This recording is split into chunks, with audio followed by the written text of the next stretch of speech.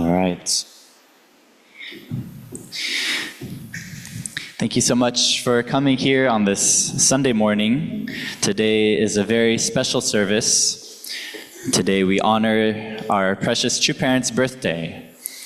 So you can see 106 years ago, on the 6th day of the first month of the lunar year, Reverend Samyang Moon, well, I guess he wasn't a reverend, Moon Sang-myeon, Samyang Moon was born in North Korea. And 83 years ago, on the same day of the different year, our true mother, Hak Ja-han, was born also in what's now North Korea. And so today, we honor their birthday, we honor their lives, and today's service will be a little different. You can see we have our beautiful offering table. This is a tradition where we kind of offer all things to heaven as we celebrate our holy day. Also for those, if you'd like to make a holy day offering donation, we have the basket up here. But today, instead of giving a message, today we're going to be hearing from some of our brothers and sisters, their stories and their experiences with true parents, and their own personal relationship. Who are true parents? Who are Father Moon, Holy Mother Han to me? Before we go into our testimonies, we're going to show a video. It was actually made for true parents in honor of their birthday 6 years ago.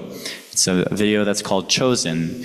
And I think for those of us who know the life of our true parents, it evokes such deep emotion to reflect on all that they've done and all that they have accomplished, and really the heart that motivated them in all that they did. So let's watch the video.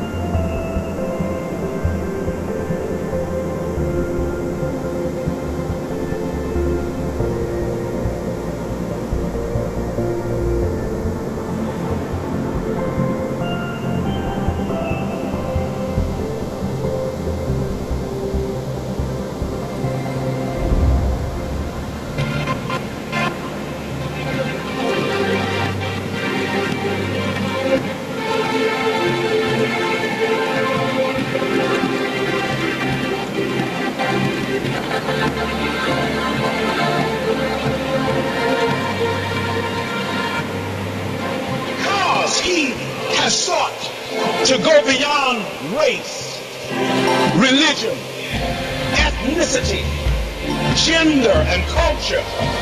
He is perhaps the most misunderstood, misrepresented, maltreated, and maligned person on the face of the earth.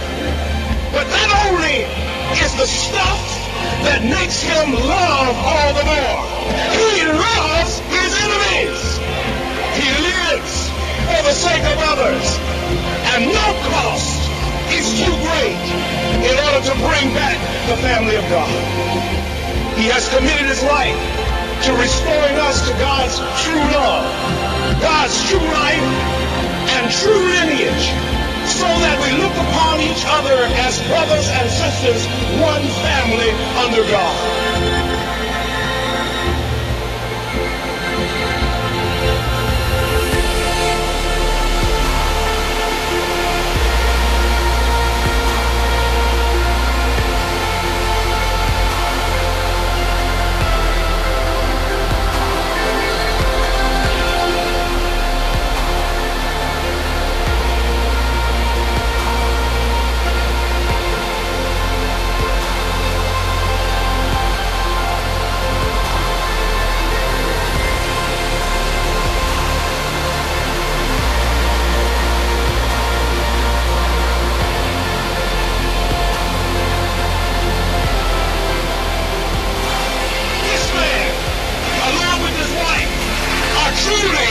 true parents of all humanity.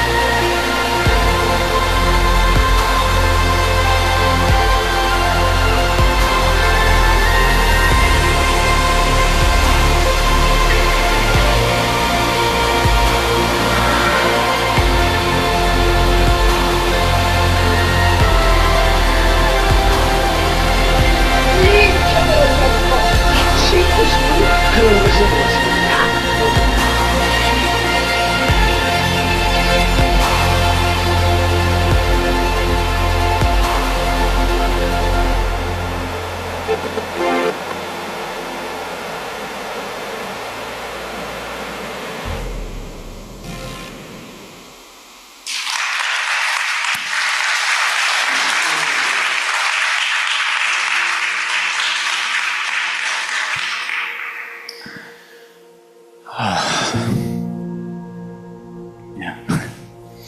Thank you so much. Today we have really great pleasure and privilege to hear from some of our brothers and sisters their experiences with true parents. And our first testimony giver, actually I don't know which year, how long ago he joined this movement. He joined in Korea, I'm sure many decades ago, and I'm sure he's had many close encounters and personal experiences with true parents. To share his testimony, let's welcome up Reverend Ki Young Shin.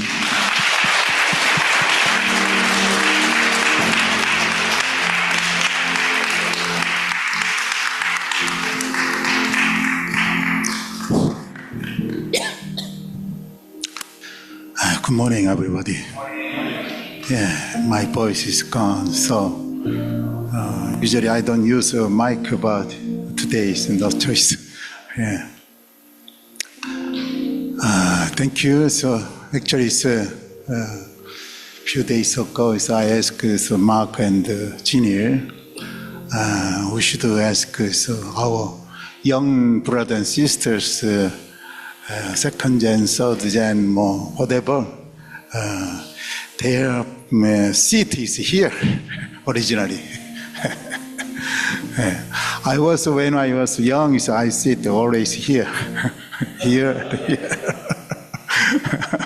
You know, yeah. But I'm getting older. I have to give my seat for my children. You know, yeah. Because heavenly parent, true parents, listen your heart, your prayer, then better than my prayer. Even though I pray 7 days fasting, so your prayer, 1 hour prayer is better than my 7-day fasting. It's truth. So next time, please, your honor, please sit here. you should sit here or your back. Okay? I'm sorry, yeah? Oh, this is a money box. Okay, yeah?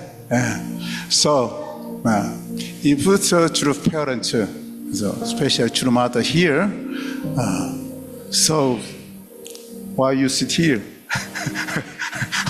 I want to see young baby and something like that. Yeah? Please sit here. Yeah? Please. So spirituality much is different. All other religions, Christian, Catholic, they have soon young people is gone.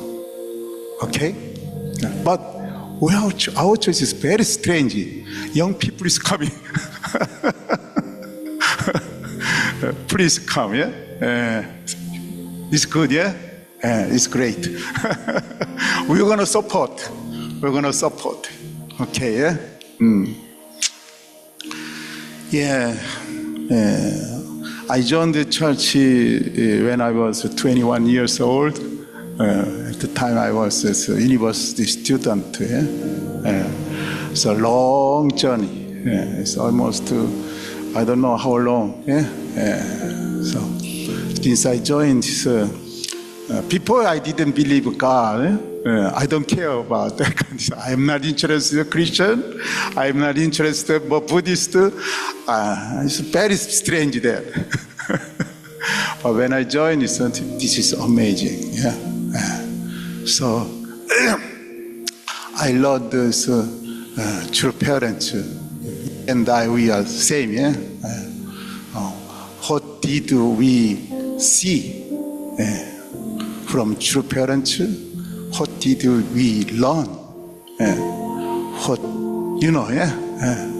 We saw many things, amazing things from true father and true mother. Still, you can see true mother. Yeah? These incredible things. Never forgot. And then we learned amazing things. Even the whole world, they don't believe. They don't care, but we learned amazing things. So first verse I learned this from true parents. Whenever they pray to God, I saw true father and true mother crying for the heavenly parents. I never seen that spiritual feelings is pulled to me and then shake me and then change my whole life. What's going on? Nobody talking about God's crying. Heavenly parent, as a parent, crying. Nobody talking about that. He thought and then he's crying. Is it real? I'm crying also. And then also, I didn't believe God, but when I see true father and true mother, when they pray, I can feel God's heart and God's spirit. Amazing things. And then when I study divine principle and the true parents' word, it's truth. God is my parent. I can feel God as my parent. It's amazing. So, when I was 20, like that, 21 years old, 22 years old, when my student time like that, I really want to learn true parents. What's going on? So when I see true father and true mother, so God is coming to their body and mind. Wow. I heard Jesus said, God in me, I am in the God. I saw true father and true mother. Wow. I want to become that kind of person. yeah? Why is God through Father's teachings? God should come in my body. I am God's body. Yeah, yeah. This is true parents' teaching. For me, it's first teaching.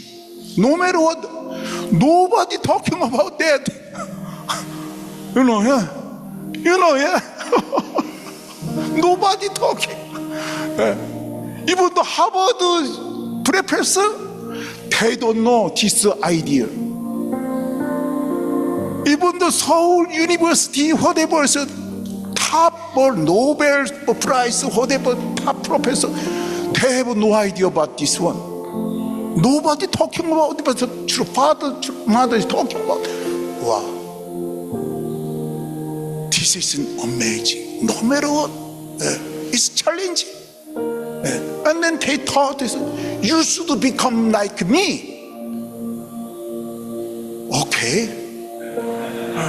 What should I do? How can I become like a true father and true mother? How can I? God is almighty God. Christian said this, they mighty God. Amazing God. How can God come into my body here? So I'm small guy and I'm so much dirty things here. So what should I do? I'm struggle. And then I'm watching true father pray a lot. From the early morning, at least 4 o'clock, was 3 o'clock. All day until 12 or 1 o'clock, like that. Okay, let's try. Yeah. He doesn't care food. He doesn't care other things. He only care how can I touch God's heart and God's spirit. Okay, I learned that. I saw. So, this is my way. I pray, I fasting, 7-day fasting, I don't know how many times. Maybe 10 times, I don't know. 3-day fasting, I don't know how many times. Only is having a period, I want to clean up, I want to correct my body. Yeah? What's the attitude before something like that? I'm smoking, okay. So, okay, I want to clean up. I want to correct. I really want to correct. I saw true father and true mother. If you see true mother, she never like this. You know, you can see picture. True mother always like that. Always like that. Always smile. Wow, how can I really want to learn. I really want to resemble, inherit true father and true mother's internal heart and their lifestyle. I have to learn. No choice. Nobody teaching. Do you understand? Yeah. Now time is young people. You should learn true father, true mother's lifestyle. How much they devote a lot. First of all, they have a clear goal. True. When I see true father, every time, every year they have a goal. 10 years, 100 years, they have a goal. When I see, they have a clear goal. Okay, I need a clear goal, purpose of my life. I need clear. What is the purpose of my life? Without that, just to hang around and come to church, hang around, well, that's good. But I don't want to hang around. What is it? I saw. No matter what, I have to go back to Adam and Eve what they did fall. Before fall is the original human beings. Do you understand? Before fall, Adam and Eve, they naturally talk with God. They can feel, they can see God. Okay, I want to become that kind of person, no matter what. I saw model, true father and true mother. How they make that kind of things. I saw. From early morning until night, they really prayed deeply to feel, to see God, to talk with God. They talk with God every day, every moment. This is amazing. Why not? I should do. So I pray a lot. And then I have a goal. Do you understand? Yeah. When I have a goal, this goal, I want to reach this goal, I have to put my whole energy. I saw true father. He put the whole energy. Just to say no. He talked and then he put the whole energy. Day, night, day. It doesn't care. Day, night. You know, yeah. So I loved that. I saw that. You know, we know Cheongpyeong, Providence. Yeah. That started 1970, around the time. So I visited Cheongpyeong first time was in 1980. At the time, 21-day workshop. At the time, I was a university student. When I go there, no road, no highway. Just the road is this small, like that. Like that. Car cannot go. We have to walk from Sora, maybe 3 hours. So I don't know where we go.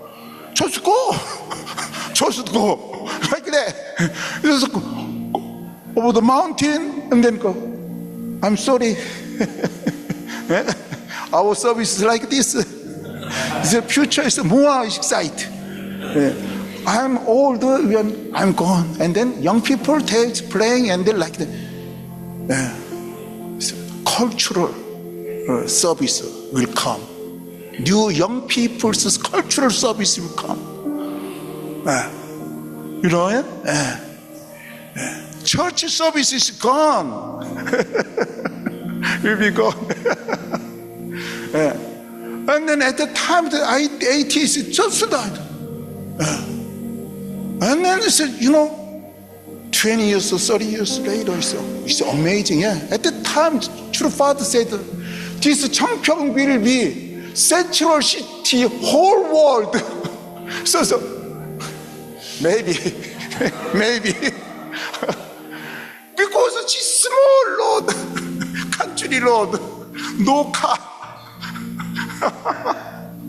How can we do this? This is in central city in whole world. Cannot believe. But now it's a lot of, highway, and then that Cheongpyeong area is the most expensive area, most beautiful area. True father said, this is the most beautiful area in whole world. Who's there? When I see it's not beautiful. Now he said, wow, this is amazing. What he gonna teach us? He built, that is Eden, substantial Eden. It's true, matters now going on, From 2003 and then until 2012, when True Father's Seonghwa, before Seonghwa 10 years, he focused on Yeosu city. Maybe you heard or not. Yeosu city. Yeosu ocean city, small coastal city. He spent time there. To 2003, Yosu is a small coastal like a village, maybe just 100 people's houses there, small. And then there's the ocean. There's a ship, the boat is like this kind of wood boat, poor wood boat, maybe 20 or 30. But for the point here, this Yosu city will be most beautiful coastal, what's that? Marine leisure industrial city like that. Do you understand my English short? So small city is also road is maybe this one. Just one car can go. Over there is a car, another car come. They cannot pass. So these cars have to go back. And then should find some little bit wide place. Very narrow road, just one car. And then they go back and then just a little bit wider, they switch and go. This is the 2003, 4, 5 like that. And the father said, this is the most beautiful ocean city in whole world. Same, what's there? Nothing. Boat is a small wood boat is a 20, maybe 20s. Now, someday you should go there. There's so 100 oil ship, I don't know, 300,000 ton, I don't know, huge ship, 100 there. I thought, what's going on? Whole world, everybody come to Yosu. This is the father's vision, and then he put every day go there and then pray, and then 훈독해, every day. Maybe Japanese sisters know. All Japanese sisters come to Yosu and then fishing and then what's it? Yeah. So every day. Thousands Japanese sisters come and then make a workshop, 40-day workshop. Continue. This is Father's devotion. Put the energy. Father go there and pray a lot, and then 훈독해 a lot, and then connect to God and the spiritual world, and then God's spirit, God's heart, and God's spirit come down, and then make sure there. Settle. God's spirit settle here. And then that's just a boom, and then amazing city there. Later, Father said, all island they will make a bridge, beautiful bridge. So many bridges there, and then it's beautiful. Wow, I want to live. I should live long. No choice. You should go there one day. How beautiful! Really beautiful. So I learned. Wow. First of all, I should feel Heavenly Parents' heart, tearful, painful heart. This is my heart. And then I should feel God's spirit. It's my spirit, like a true father and true mother. And then I should put the here, make substantial, settle. I have to put a lot of energy. True father and true mother did. Now true mother doing something. Soon maybe in 5 or 10 years, amazing things coming here, coming. This whole world will be changed. Amazing things coming. I can feel. I want to get that spirit. I want to get that. And then put here. And then new people is coming. Like a true father and true mother. New. True father, true mother, like that kind of people is coming along. Okay? 아주. Let's give a hand for Reverend Shin.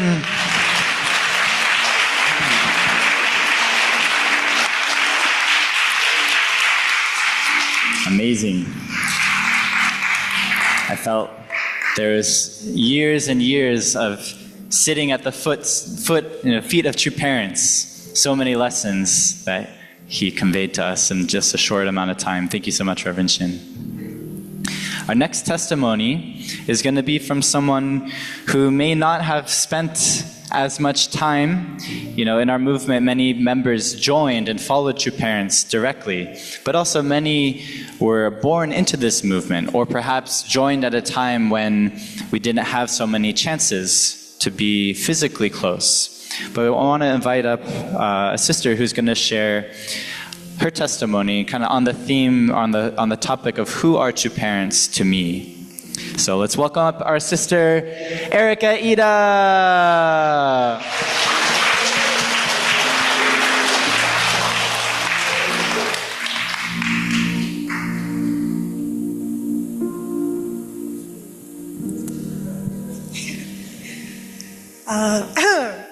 Hello, good morning.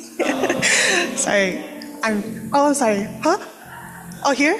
Okay. Yes, so I will share today. Sorry, I'm so nervous. I get giggly when I'm nervous. But anyway, yeah, so I was asked to share about who is true parents to me, and I only have 5 minutes, so I can only share generally, but I hope still you can catch the essence.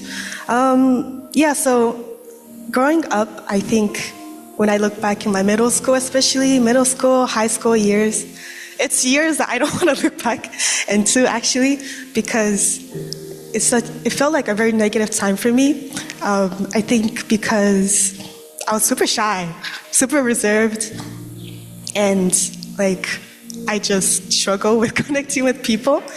I think I'm still kind of like shy and like innately I'm like that, but yeah, I think now I could see that I feel more like I enjoy talking to people, and I like making new friends, and I like trying to get out of my comfort zone and stuff like that, and I found confidence. So I was thinking, like, where did that change happen? Where's the gap?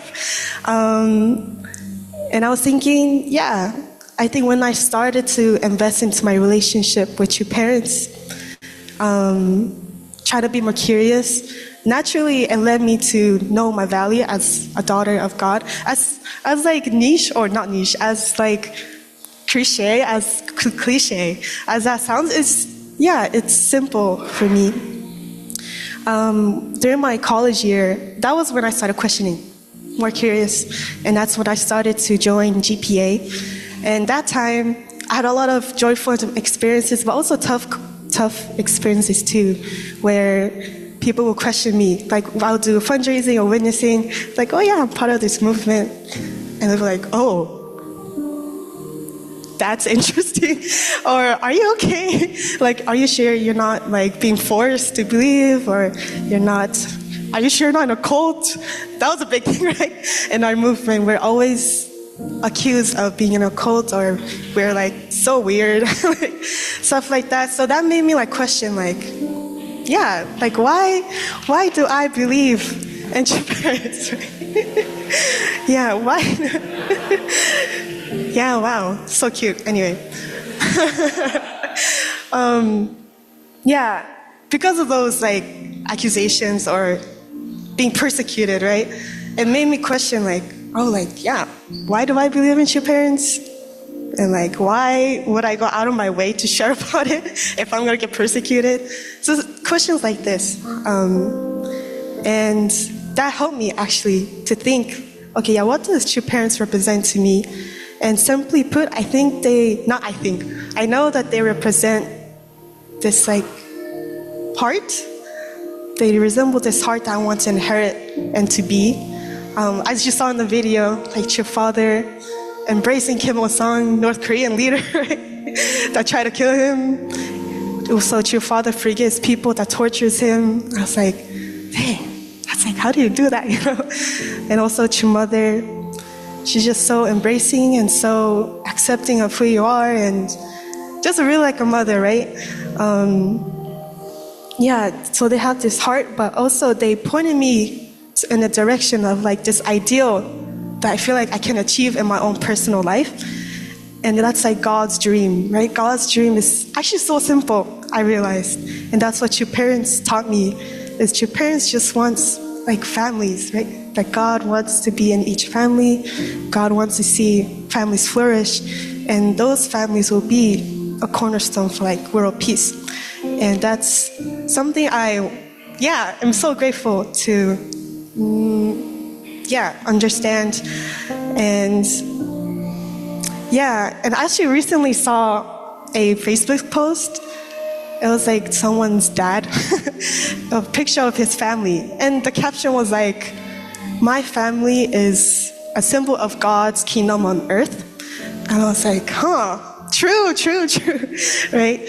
So that reminded me, like, yeah, that's what your parents stood for, is people to become true people, true character, true heart, true love, and to create these ideal families. And then we'll change the world in that way. So although I say all these things and I'm like so grateful, blah, blah, blah, I think I still wrestle with like faith, and I still wrestle with like, is this, the absolute truth? And like when I die, like am I confident to say like, like God will tell me, you did the right thing, or like this is the true path, or this is who I sent, and blah, blah, blah.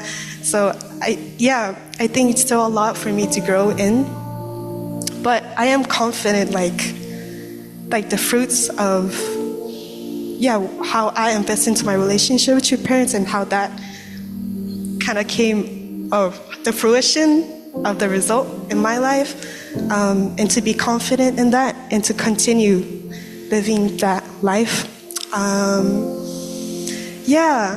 So I'm still growing, but I know that your parents already said everything, did everything, and now I just need to accept it. Or not accept it. I was like, I'd be forced to accept it.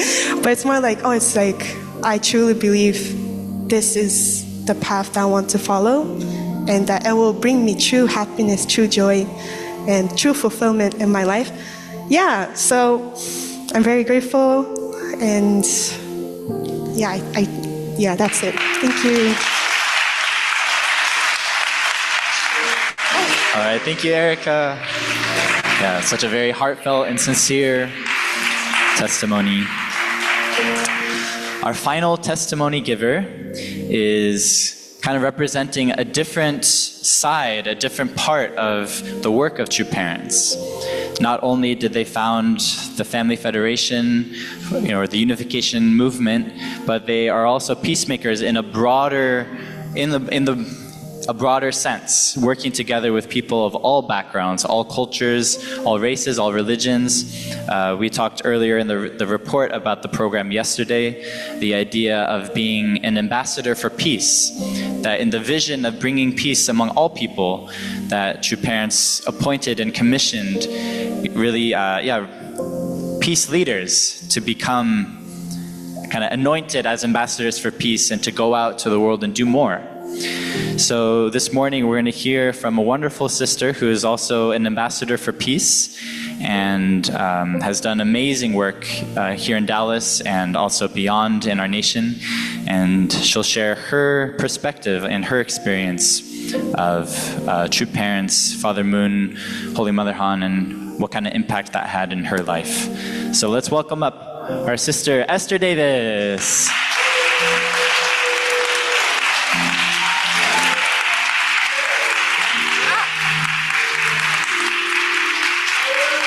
Oh, wow. No. Let me stay down here.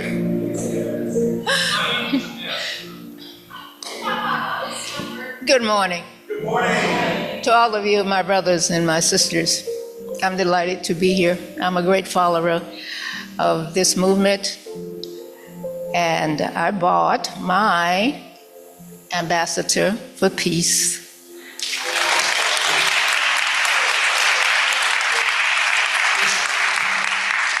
I was given this certificate in 2004. Yes, it says Ambassadors for Peace in the 21st Century International Leadership Convocation. And on the inside, very well done. Ambassador for Peace International Leadership Convocation. And it says Esther Davis is hereby presented with a certificate of completion of the Ambassadors for Peace Advanced Training Program, establishing a world culture of heart and building leadership in the world in need. Thank you.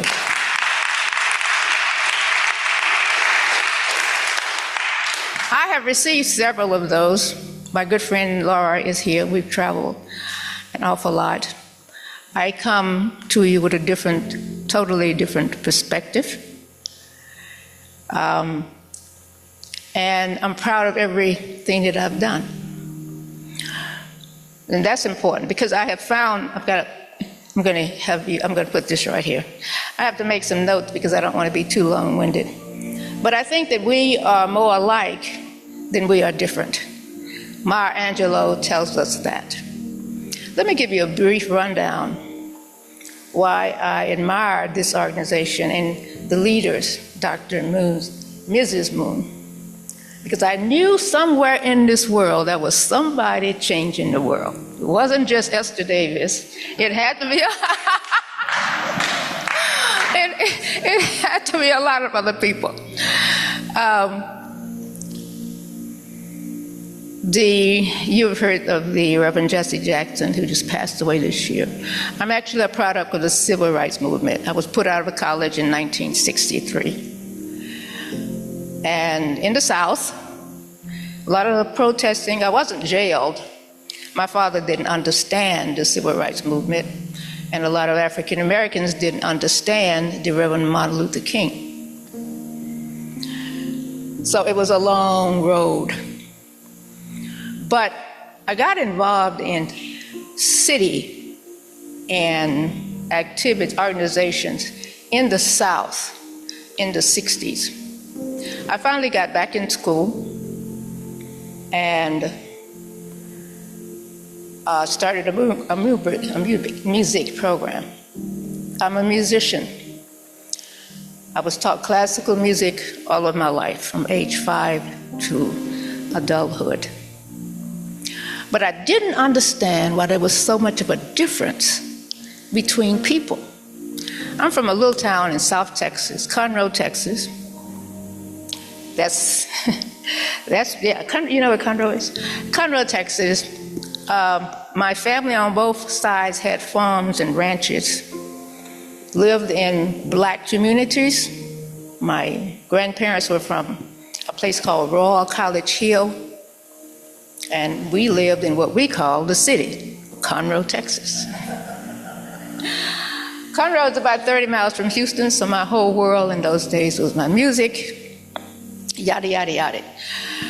But the most important thing I want to get to today is coming out of my shell. Because all of a sudden, as a young person, like the Reverend just said, you realize something is wrong. I moved to Dallas, had a great career, but I didn't forget that where I came from, and I didn't forget there was poverty, and I didn't forget there was people that were treated unfairly. In Dallas, Texas, I was appointed to my first board, probably 24 years old. Dallas had a female mayor in the early days. So I got busy. We started with young people. And by the way, I was so happy to see this council and panel of young people yesterday, because I think we're okay. I mean, as a group, as a world, we are okay because they told us yesterday, and I spent some time with them. I've had 6 to 9 youth groups in South Dallas. I wanted things better in Dallas. And what I started with young people and my music. I played for churches for many, many, many years, probably 25 years. I had one of the largest choirs in the city of Dallas. We had children in South Dallas that never left South Dallas. They didn't travel. They didn't go anywhere. So we're blessed. And I'm getting too far than Mrs. Moon because I realize I must be related to them. Because with traveling with my choir, we went outside of the state of Texas every year. They had a chance to travel, and people had a chance to see them, that poor kids from the southern sector of Dallas had done well. That was the whole point. Traveling with them, I moved from that job, and then I had another mission. My second mission was after I was appointed by the mayor. I had several appointments. I'm not a politician, by the way. I mean, I believe in it, but I not a politician. The civil rights movement taught us a lot. But we ran into a big stumbling block in Dallas in 1992. The Olympic Committee, you remember that? Dallas has a river that runs through it. It separates the north from the south. The south is the poor, most desolate part, and the north is affluent and always has been. But in '92, we had a wake-up call in Dallas, Texas, because the Olympic Committee came to see us, and they didn't like us. The Olympic Committee said in 1992, and that we were a divided city, we were not a friendly city, we were a prejudiced city, and they did not recommend us for the Olympics. We went to Atlanta, Georgia. I can't tell you how excited and how busy the leaders in this church and in this city became. Yesterday, I heard a couple of names called that I'm familiar with, Don Benton, some of the fathers, and they came up with this, and I gotta hurry. They came up with the Kindness Foundation. The Kindness Foundation was to make this city more friendly. Oh, they did some wonderful things. The police department gave out kindness citations.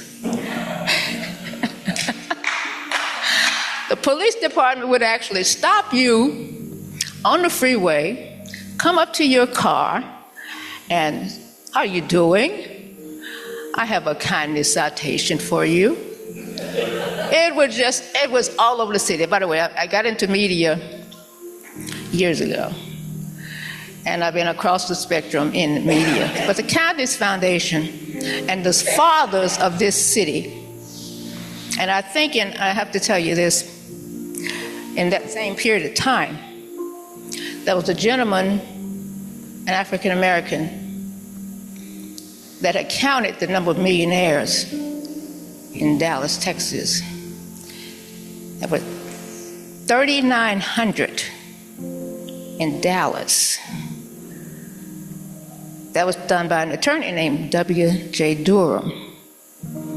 You see, all of the cattle, Fort Worth and Dallas are famous throughout the world because we have cows. And the Chisholm Trail comes out of the north, comes all the way down Oklahoma.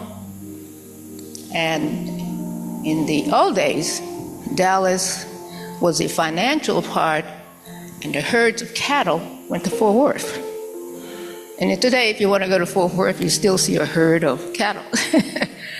Because that was the beginning of our monies coming into the Dallas area. So we go from the Kindness Foundation, let me move on to, and the Olympic Committee.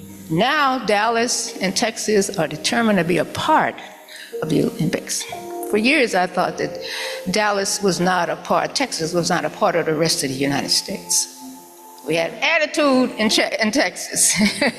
We still sort of have the attitude in Texas.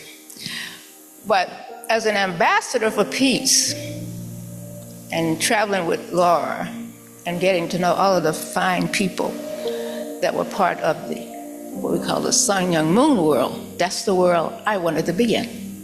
Because that's the world that made a difference. Growing up, we had the Indians. Harvest time on my grandfather's farm and on mine. Both sets of parents, we had property. It was always the Indians, the Mexicans. We were accustomed to integration, but we were not accustomed to inclusion. That was the problem. So for years, I've worked on making things a lot better. And I've had some appointments and some disappointments. But the most important thing is that my voice had to be heard. And that's the important thing with the young people. You gotta be heard, you gotta be a part of it. I am not bashful. And no, I have things I have to say. So over the years, with the appointments, and I've had appointments by 6 mayors, a couple of governors in this state, because this state needed a lot of help, it still does. So that's why I have such faith in young people for what you're going to do, because now we have all of the cultures in Dallas, Texas. We had a gentleman here in the early days named Eric Johnson. He was the mayor of Dallas. He built an airport, a DFW airport. And in that airport was, I want to say 17,000 acres. It was an international airport, the first one in 70. Now, DFW has now done exactly what he wanted done at that particular time. He brought in everybody from all over the world. And we joined, my brothers and my sisters, we joined the rest of the world. Because up until that time, we were not part, in my opinion, my humble opinion. So now, we are fully international, fully integrated. And I think the movement that Sun Myung Moon did was one that is to be emulated, one to be tracked, one to be looked at. And it is. It's a long way from Conroe, Texas, and it's a long way from integration. I've been very fortunate, very happy with the work we have been able to do. Fred Jones and I started this I actually started the program with girls because I didn't understand young girls getting pregnant. I was riding horses at 12, 13, 14 years old. I didn't understand, sex at that young age. So I started a program called Lace Gloves, and it was in South Dallas.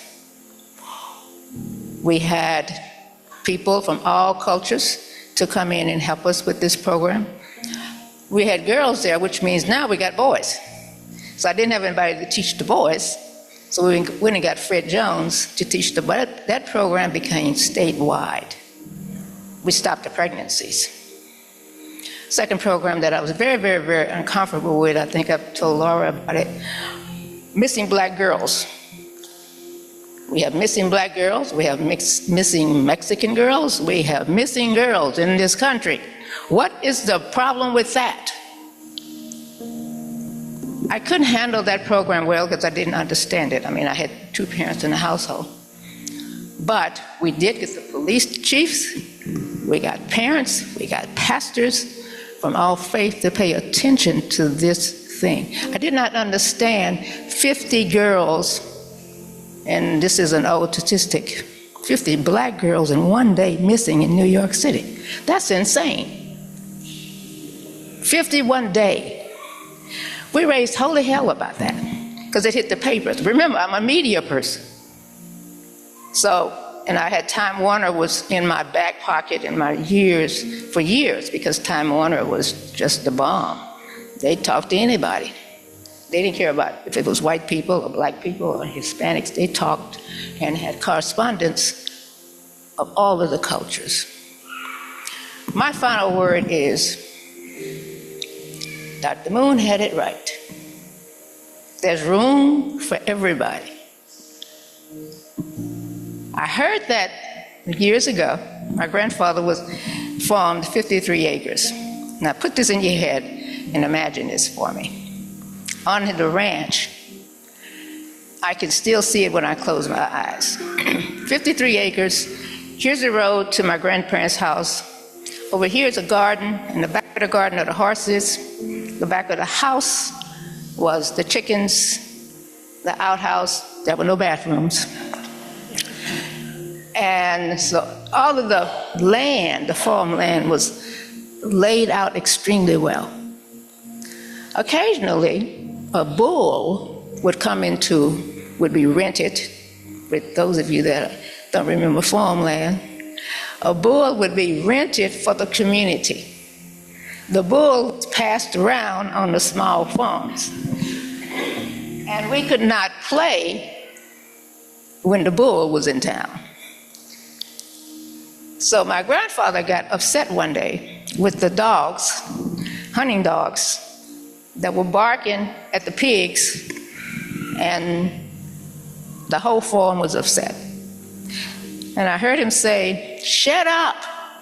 What is going on out here?" He's talking to the animals. He's not talking to humans. He's talking to the animals. I remember my playhouse, there was always a playhouse, was under the house, because in South Texas, houses are built up off of the ground for rain, for floods, all of that. So you got the dogs barking, the chickens are upset, you got the hogs over here, and my grandfather finally comes out and says, "Just what is going on? There's enough room up here for everybody." He's talking about 53 acres. It was full of farms and animals. We loved animals. We had everything. We had cockadoos, and I still miss those days. Dr. Moon had the same theory. It's room for everybody. All we got to do is treat each other well. All we got to do is speak to each other. All we have to do is acknowledge that you're the same person that I am. So I'm happy to be here. I totally admire Mrs. Moon because I only had 2 children. Let me tell you something. I only had 2 boys. They're 11 months apart. And I couldn't handle it. And I was working, of course. I was in corporate America. I was there when all of the rules were made for minorities going into corporate America. It worked. So the laws that we've had in this country have worked.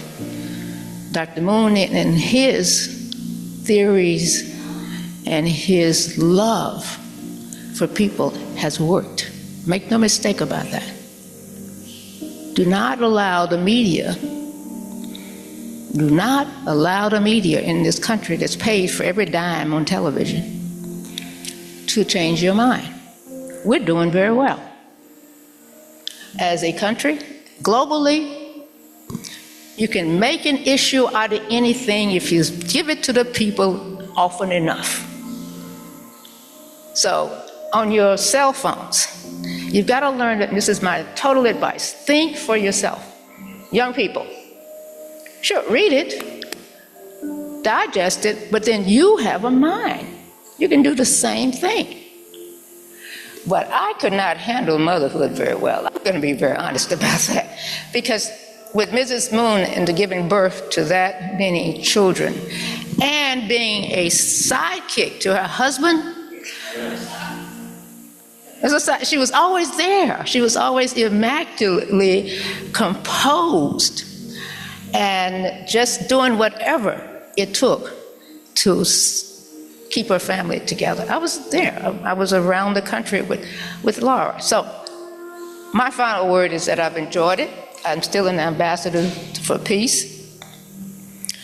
I will be finishing a story on Jesse Jackson probably tonight, because we make sacrifices for the things that we believe in. So if you believe, young people, then you can get it done. Put the phone down. What was the young man I was talking to? There he is, right there. Yesterday. What is your name again? Timmy? Yes. And for the ones of us that are a little bit older, spend some time with young people. I don't understand the language either, but I'll stop them and say, hey, what are you talking about? The other guy that I spent time with yesterday, where are you? The one that wanted to give me that fancy handshake. Yeah, I got ready to leave the table, and he wants to shake my hand, and he wants to do that pop thing. No, we're not doing that. Now, I'll go ahead and shake your hand, but I'm not doing the pop thing. But now, we cannot now we've had the nations together, and now we've got but we cannot start a war with our young people. That's what I'm getting to. Is that you with the one, you know who I'm talking to, the one in the very, very back? Hello. It's not you? Okay, sorry. But I don't like the idea that somebody says children are bad. We don't like these teenagers. You can't do that. You can't do that. Yeah. They may not have any manners, but you can teach them some. I'm finally done. I came out of the grocery store one day. I've got a bag. And this young man comes through, he doesn't open the door for me. So I said, wait a minute, don't you see all this gray hair in my head? Open this door. And you know what he did? You know what he did? He stopped and he said, oh, ma'am, I'm sorry. You've got manners. So my point is, we have to embrace these young people. I don't care if they're brash. I don't care if they're not dressed well. I really don't care about the clothes hanging down or whatever that is. You can talk to them and you will be surprised. Like the young man I'm fussing at, he says, oh, ma'am, I'm sorry. Knocked my socks off. Because I was ready for him to do da. But can we please get along with our young people? That is important. Thank you so much for inviting me. It was a pleasure.